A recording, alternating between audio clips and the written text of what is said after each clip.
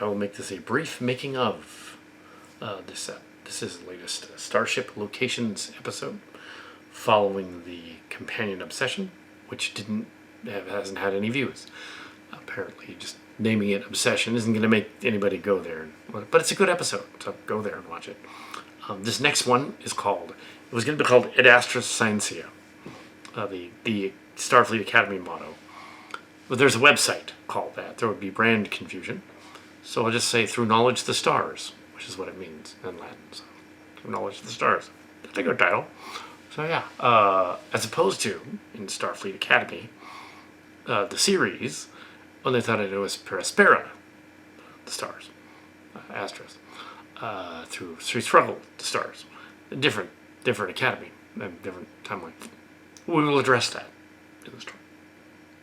We will also address what happened to the Enterprise E, although we won't actually show that because it's in the past, and the anomalies, and we'll address what happened to the incident of that anomaly that activated the solenoid bomb. Yes, the anomaly, the space anomaly, and that one, as well as the so lower decks and lower decks characters and Prodigy characters will be involved. Another one, and those from the 3190s will also show up via the Traveler couple, who will reappear and bring them here so that they can hang out. The timeline is the incident of 2404. I'm going to go back 4 years from the last episode. But it's also 2408 to Alexander and his crew. And yeah, so that's involved, as well as some other timelines. So there's like a time travel-y, timey one, anything. Because we like those. They'll seem to do well. And so that's...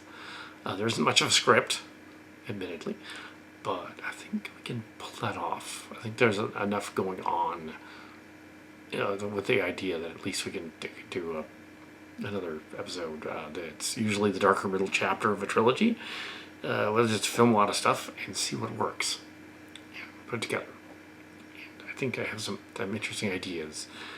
Since it's a fan film story, it's not like it's actually part of that. And the reason it's the incident of 2404, it would have been the end of, right after the events of that episode from 3 years ago, where Q visited Ezri Locarno and the crew and on Earth in that Pine Hill episode. It would have been right after that, in order for that to make sense. Right after that.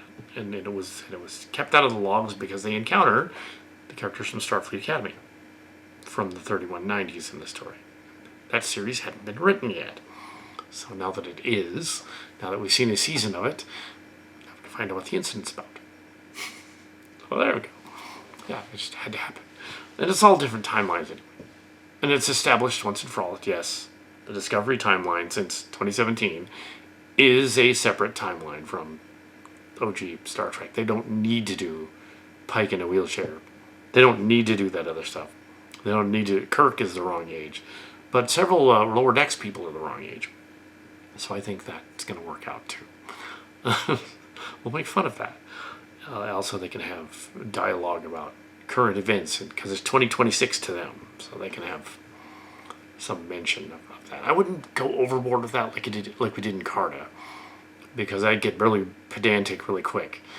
But the fact that the only reason it happened in Carta is because it had something to do with the plot. The characters in that story, Carta 2 and 3, were reacting to things they'd seen in 2026 only because they were similar to them and it had something to do with the story.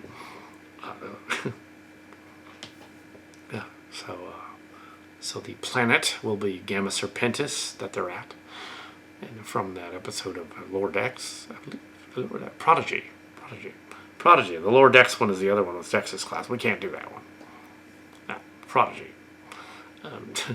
Approximately 30 years earlier in the timeline. 20 years earlier in the timeline. 20. Really? Anyway, so yeah, 20 years older in the timeline. And I think this is all I'm going to say to the making of it. Just start doing it. After lunch. Just do it and see what happens. If it did, yeah. yeah, it doesn't need. I mean, Star Trek dialogue is even that famous episode of the wedding thing didn't really have much of a script. It was just, but yeah, you can do it that way, and not a lot of time before the next meeting cast, so I wanted to get this one out from the related to the camp thing. Kind of. It's not really there was the camp thing. There was a dare at the end. There was a bunch of other stuff. Nothing serious, but it was an eating challenge. Anyway, so yeah, we can't show that anyway. So it would be weird. Yeah. Also, they don't have money in Star Trek, so they wouldn't be earning money, raising money by having an eating challenge. They wouldn't be doing that. Well, what it is they have credit. They just don't have money. They don't use in the Star Trek universe. And also, the Enterprise-E's destruction was indeed not Worf's fault. If it was actually the incident in Star Trek Prodigy where the Enterprise and the Defiant showed up, it wasn't his fault. The alien the artifact device took over the ships and was messing with them. They couldn't stop that. I mean, yeah. If Data had been there, he might have been able to stop it, but he wasn't. Anyway. We are skipping to the final bridge scene note in here. Comes the final bridge scene, and then yeah. So that's the note in here. I guess that's making up. I'm going to skip to the final bridge scene and go back and film all the scenes on the planet. All the bridge scenes in one day. Yeah. This is Cal Cat the Cal Catster on the set of this To Knowledge the Stars. To Knowledge the Stars. Or not to struggle the stars, to knowledge the stars. The Starfleet Academy in the distant future is wrong. It's science, science. It's a science, the stars, or knowledge. And this episode is the second one of this summer. There isn't necessarily a trilogy. These are just meant sort of fan films, Elseworld, Star Trek stories. This one was actually done over a period of 72 hours. Yeah, so that's how we're going to put it together. There's a principal photography has wrapped. I put it together here on Sunday evening, and then put it together Monday and Tuesday, and then go on another mission thing down south. See about other things, but this one has some elements of the thing the VBS camp meeting is mentioned, but they don't show anything from it, obviously. So hold on a second. So they have the camp meeting thing. It's not supposed to be. It's just them. So in this story, the younger cadets are not in the story, so they're just not in it. It's about the virile 20-something ones, and these aliens, preserver aliens, presumably the preservers, that have shown up, decided to collect their DNA. Yeah. Using the incident of 2404 as a backdrop for their collection. And they've changed certain space-time events. They've pulled characters from the very distant future of 3196, and characters from 2408, and characters from a little later, 2414 or so. They pulled them all in there, different ships and crews, and back to their version of 2404 to get them, and they do the whole Minars thing. They might have said no. If we didn't just ask them. So they do acquire their DNA, and so they acquire some DNA. It's a nod to the Starfleet Academy show. Yeah, I kind of liked it. Some of it worked. About half of it worked.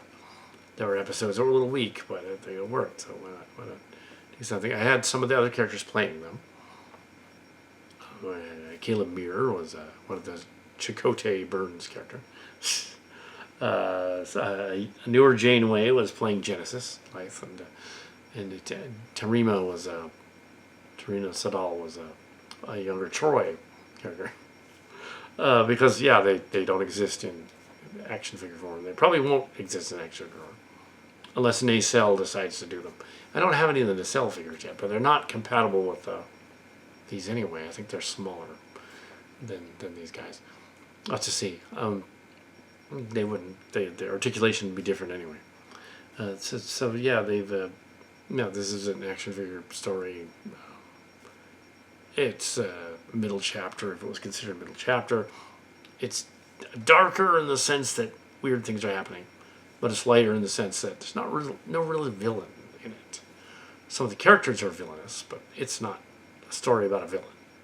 It's a story about a weird planet to go to. It's a bottle show, but on a planet, on a ship in space, ghostly ship, and that's fine. You can do it that way. And I don't think it has many transition wipes, like the Transformer story. Doing it on the cheap, and I think it should be fairly easy to put it together. We checked all the dailies, through all of them, and all the different scenes. Seems to work out, and put it all together and see what it looks like. We even have a joke on the scene that happened with allegedly that happened in the story with. It's loosely based on 2 or 3 years ago when that happened with the camps. But yeah, it didn't involve me. I just heard about it. And it didn't involve what actually happens to the character in the story either. That was changed. It was in fact, we don't really know the particulars of the actual thing. But it wasn't 2 people locked in a storm. Like in a bunker, and they couldn't escape, and forced to procreate, like in Grease 2. Wasn't like that. He just stole it from Grease 2. But no, it was something similar to that. But obviously, the world's not ending. It's a classic cliche for horny teens to go on about. But no, I think in this case there were 20-something, and I think also that. It didn't end with anything happening. Yeah, but you never know about camps, that kind of thing. But yeah, don't know. Yeah, it's completely made up. So if anybody compares it to something else happened to them, it's not. Neither is that other story about that weird story about the person forcing the other person to denounce their faith, and that wouldn't happen either, as the characters point out in the story.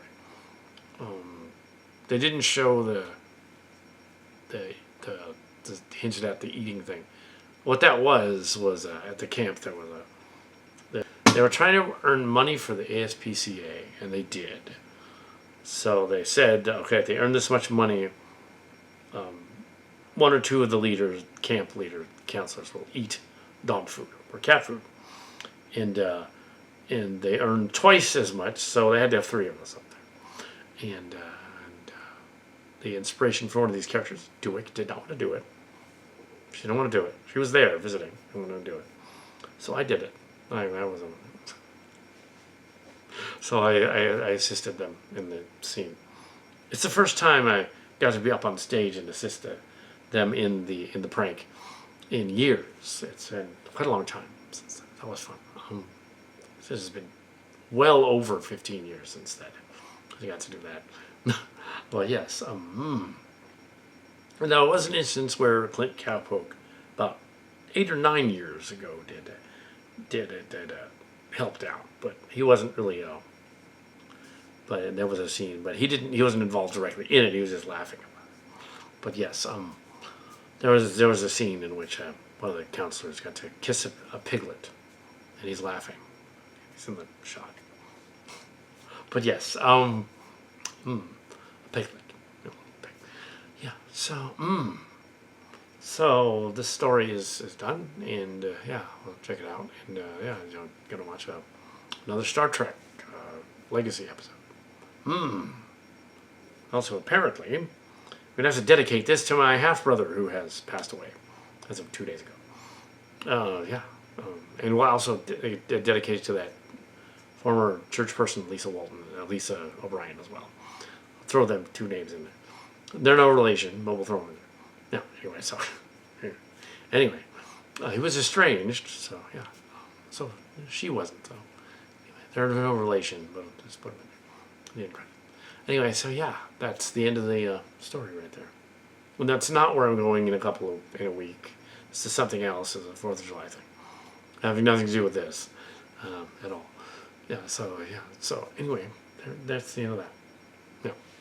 Yeah. Yeah, Star Trek thing, yes. Live long and prosper. This is the Calcatster. And I'm adding to the making of this film, 2 films. Over the course of 72 hours, we managed to pull off so much extra footage from... It wasn't extra footage, it was footage. From this 2-part story, a lot of improv, sketch moments, things like that. Improv and sketch moments. And actually, not a whole lot of rambling, except to go on about Star Trek, of course. That's appropriate. And one current Hollywood movie is mentioned in there quite a few times, but not the whole plot, just some elements. It's not like the Carter movie where they went on a tangent about that. I'd say this one's more premise following the other gatherings just seemed to make sense as a thing. It came out as a 3-hour movie when it was all said and done, and all pieces were stuck together. Even though there's no real script, it's just like 6 pages of notes. Well, 3 or 4 pages of notes with characters. You can do it that way, just so you think of each individual scene and everything, and go through the whole thing. I'll review them before posting them, but I don't think there's going to be any problem with it. As for the other thing, the other drama that happened, I'm only dedicating it to the half-brother, the end, the second movie. And the other one's dedicated to Lisa O'Brien, the other character. And that's all. That's all it doesn't say why. It just is. It just is. Doesn't say what they are or anything else. It just says, yeah. One's dedicated to the one person that passed away, and the other one's dedicated to the other one. That's it. If they had nothing to do with it, but they were involved. Yeah, so I'm not going to say anything about that other than that. So, yeah. Per request of other family members who are like, okay, don't post anything. So I won't. Just dedication. That's fine. So, yeah. Not even here. So, that's odd. But yes, that's what happened. So we have, this movie about this. They go to Gamma Serpentis in the story, and it's an anomaly. And we have new Pexels footage, as well as things that look like Jenny rings. Well, basically, that and things that look like anomalies and stuff like that, funky looking shapes and things, and new ship footage that was shot for this movie exclusively. So there's new footage in it. Yeah, very simplistic new footage, but it's in there. So if we could get these 2 done before the next trip for the 4th of July weekend. And yes, we will have it all up and running for that. And yeah, even though that went off, it didn't actually change the color, so it's still going to go with that. Yeah, I think it's fine. And so yeah,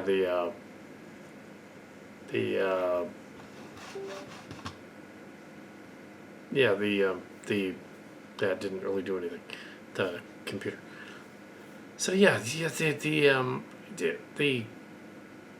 I decided to do an ensemble story crossover with Starfleet Academy.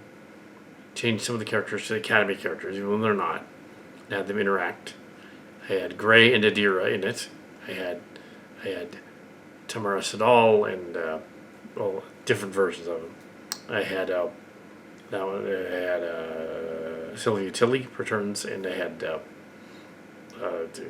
Caleb Muir return as well. So they, a bunch of the Discovery and Academy people are in it, but mainly it's the Daxes, and it's the Clarnos, the Clarnos children, trying to figure out why the Tesseract is acting weird, why they're in it, what it's all about, the alien artifact that catches them.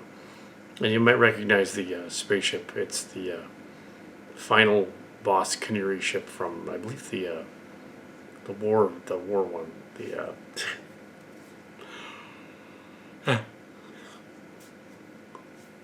yeah, it's from the war one. So it's from the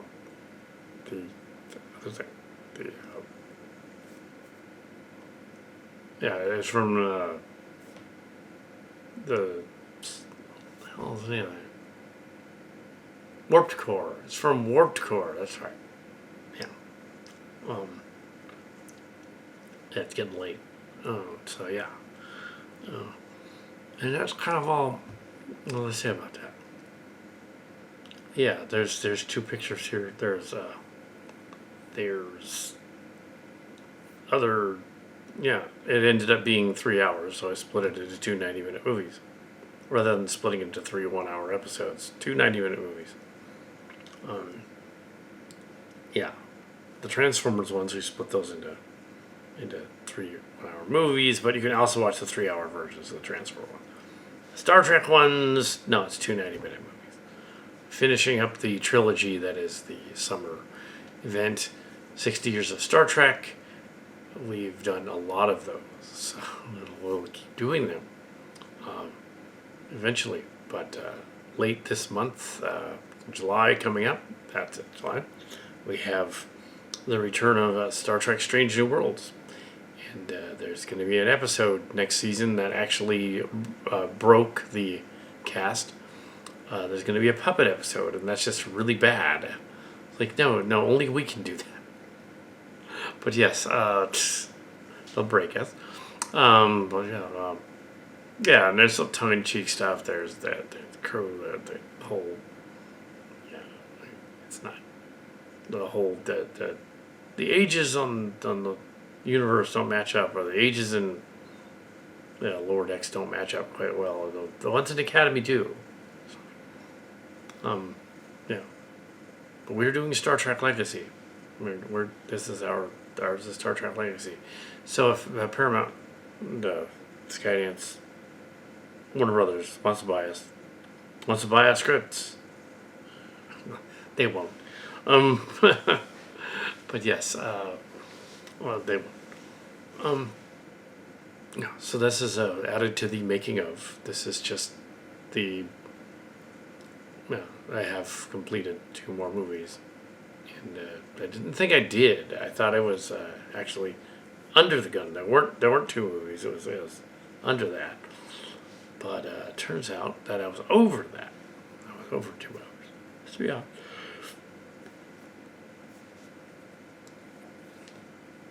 It's a good story. It's a fun story.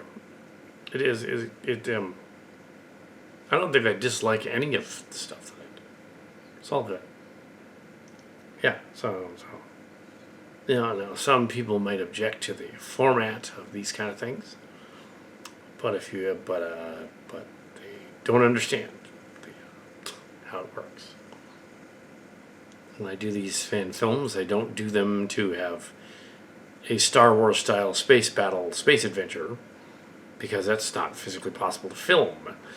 So it's usually just a bunch of them going down to a planet, discovering something weird, or on a ship, and discussing that something weird and trying to figure it out through knowledge of the stars.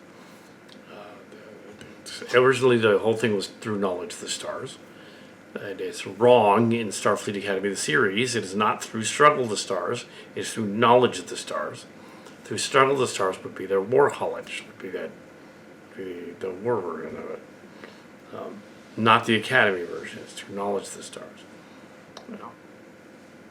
So through struggle of the stars is part 1 of this 2-part story all together. They're going to be downloaded together. You get a part 1 and a part 2, 2 movies, and you get to see the whole thing. So it's together, so you get to see the whole thing. And so, yeah, part 1 and part 2. So, yeah, Through Struggle of the Stars is the first of the 2 parts. Through Knowledge of the Stars is the second part of the 2 thing. I wonder when Cal Cat was at Starfleet Academy. Or Brown Productions, because it's Starfleet Academy. Oh, the 2260s and 70s. 2260s and 70s. Yeah. I was in Starfleet Academy longer than a medical student should be. I wasn't a medical student, though. Just that I stayed there forever. I was in college forever. I was in college from 1989 to 1998, so about 9 years. And then came back in 2006, 2008. I was in college forever.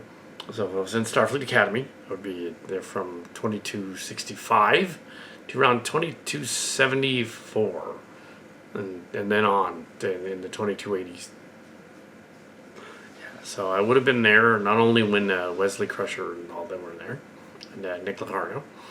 I would have been there when eventually Beckett Mariner was actually there. But she was not there when Wesley was there. She was too young to have known him in the Academy. Later on, yes, but not at the Academy. But yeah, if Tommy Houston, the actress, ever sees this, it could be funny. We can joke about that. It's funny. Yeah. I was gonna comment something else, but I'll let the other Trekkie guys on the internet have their fun. But yeah, a rant blog is a form of parody. It's a form of style. If it doesn't have a lot of set backdrops and stuff, then it's a form of the style. You can't use the music and the footage from actual Star Trek shows. Some people have complained about that, about fan films in general. But I think that the fan films that use the music and clips from the show, they're not as original, because you just want to shut off their fan film and watch something else and go watch the movie. I think they should put their original music in there. They should put the original score in there, little action figures and guys and stuff. Some of them do when they're doing their own thing. But yeah.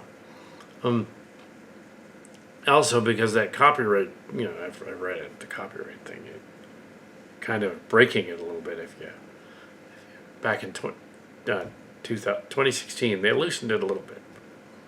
But yeah, why risk it? And besides, if you put up music that sounds like Wrath of Khan, or Star Trek 6, or Star Trek First Contact or something, they're going to want to watch that instead. So, yeah, don't do that. It's fine if you got like a flyby thing with your space model, the Enterprise, and it's Enterprise music. That's fine. But no.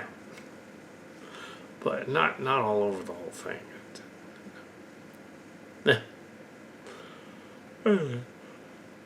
Yeah. To add to the making of, it's not as long. I didn't think it was going to be 2 full 90-minute movies, but it is. So enjoy them. They're hilarious. Live long and prosper. Because then we'll be on to reviewing Strange New Worlds season 4, and then they're only going to do half of season 5, and then later on in the year, Starfleet Academy season 2, where they canceled it. They canceled it because they didn't ask me. I would have said no. My idea would have been completely different. I would have said, you can do your Academy story, but do it in 2401 or 2402. Do it now, 2403. Like mine is. That's fine. It's current. Yeah. So it'd be 2404. So yeah. And I already did the Crisis on Centaurus nod. Not because the Brad Ferguson book is cool, but it was. But because I've already done that. And because I wanted this to be the trilogy, the Weird Anomaly trilogy. I just decided to do the other, stay in that one star system for the Anomaly trilogy with the last 2 episodes. Because it's interesting. And you get to meet the characters again. You get to hang out with them. It's it's a character study. Yeah. Anyway, so yeah. So.